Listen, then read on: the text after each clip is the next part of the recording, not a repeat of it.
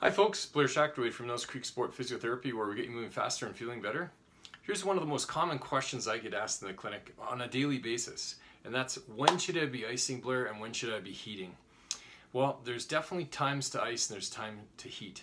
Generally at the start of an injury, when it's just occurred and you're experiencing a very high sort of pain experience, and if it's an obvious injury like an ankle sprain where there's swelling, well, that's the best time to be icing. And you want to be icing for like 15 minutes every hour if you're off work and you have time to really get the swelling down in that joint and get the inflammation out of there.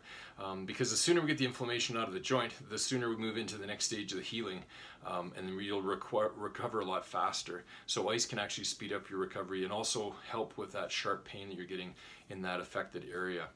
So when should you heat? Well, generally after the first 2, 3, 4 days, depends on the severity of the injury, but you'll start to notice that the swelling goes down and there's no more sharp pains anymore. Now you're just getting what I call more of a dull ache, and it's starting to actually stiffen up a little bit. Well, that's when you really want to start using the heat. So generally in a bad injury, we'll say ice for the first week, and the second week start doing the heat.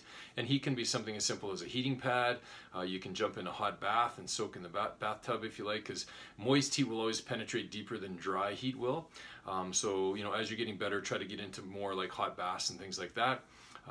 For chronic low back pain, a lot of my patients will often lay in a heating pad right before bed, and they'll often find that just helps soothe the back dull ache that they're currently experiencing. And often if the muscles are tight from being overworked during the day, it's kind of nice to heat those muscles up, and it helps them relax and they become more elastic. And often, sometimes even my chronic low back pain patients will heat their back up before they do their exercises, because it allows everything to get a little bit more elastic and more stretchy or more flexible, and it just makes them feel more comfortable when they're doing their exercises.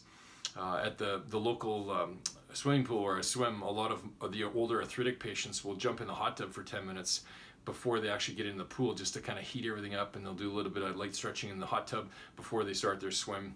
And then after their swim, if there's any sharp pains, they're applying ice on it when they go home. But if it's just a dull ache and it's just arthritis, they're jumping back in the hot tub to really get that joint feeling better and loosen up all that tissue and really drive more blood flow through that body part that is injured and stiff.